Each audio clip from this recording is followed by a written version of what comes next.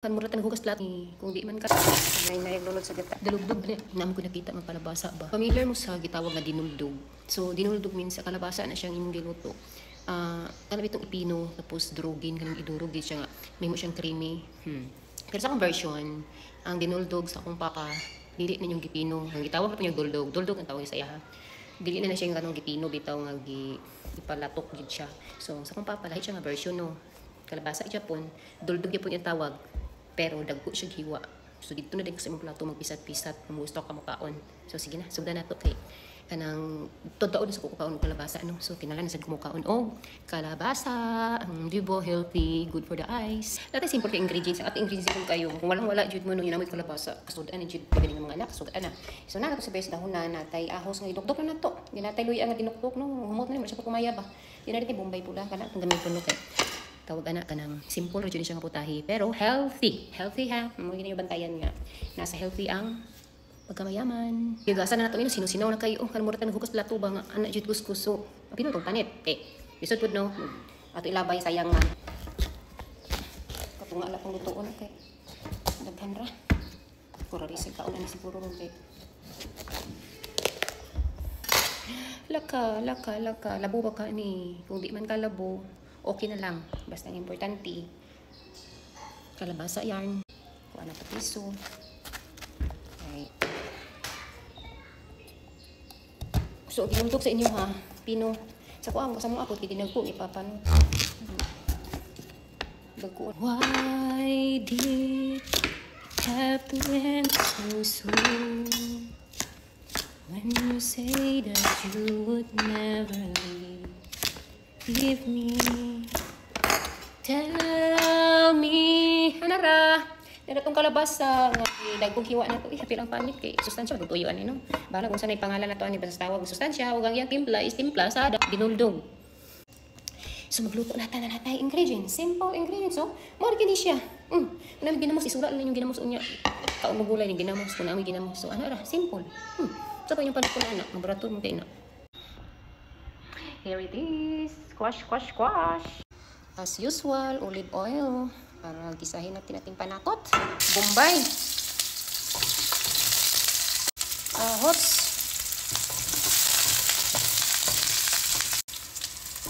Sunod na.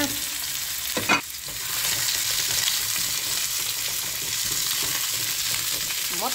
20 piso na itong kata. Ulang kayo itong tubig. Bukal lagi eh. Ibang sa natin para luto-luto dyan. Yan, medyo malambot-lambot na, no? So, tayo nga natin yung mas lalo pang lumambot. Saka natin lagyan ng gata. Sin. Gulay na sa ta. Sige lang, siya gulay anino. Taman nga, masumhan ta. Pero di man makasuma ang gulay. Kailangan yung gulay kauno, no? Hindi natin inaglulot sa gata, no? Kaya para ma-absorb siya sa ilalong. Milamia, magigit kayo ni ba? Ilulod na tuloy So tuloy ako kayo na siya nga pagkadukduk no. Kaya para di kawala. Mawala naman ang pagmuma yung dukduk. Tingnan natin. Ayan!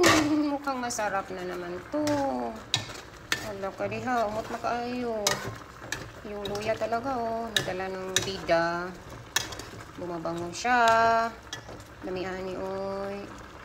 Atong tanglad, tama ito gamay tanglad no, para mura po siya kuan ba, mura po siya special. Para matumot mo na siya. Promise no, nakatilaw niyo karon no, lami naman siya lami naman siya ibahog sa rice. Kulang na gamay para maluto rin itong kalabasa. Di na to laton kaayo kay ang sustansya. Save the nutrients. Ayan, luto na. Lagyan na natin ng sibuyas dahunan. Tada!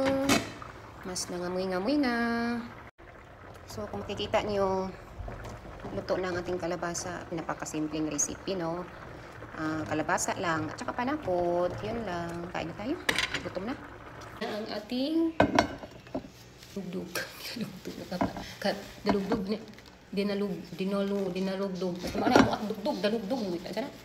Duldug mo tawag sa mga duldug. Pero sa uban kay Tagalog mo to sa ila basta kay sa mga duldug. Ano pa ay gutom na. Sukad na tayo. Nanatay rice diri sa itong plato. So, ano na siya. Laka, kalami. Ala, lami kayo akong dulugdog. Sa tawag, parang dulugdog. Hindi sa mga adyon. O, di ba? Asa mo ano? Rice kita nang gikan Katipot. Thank you, Madam Katipot, sa rice nga abot. Oh. Yum na kayo. Hindi nga pagkaunog, na-adyo na siya ano, sabay sa ginamos or bulad. Nya karong kinamon ko isda gahapon gud giuna na namo ba na pinalit na ko kay Flo. Paris-paris pa na ako na siya para napichay tantong partner. Nauna ta kay gutom na. Marami ng putumaya. Ang baho niya bakit putumaya. Ano ay? Ay lamig mo kaayo. Naman ni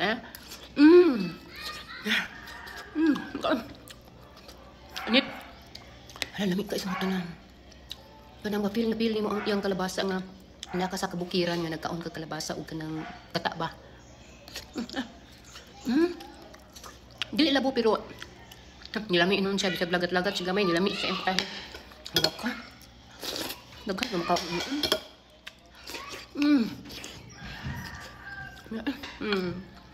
Maglaway mo. Nami tayo. Hala ka.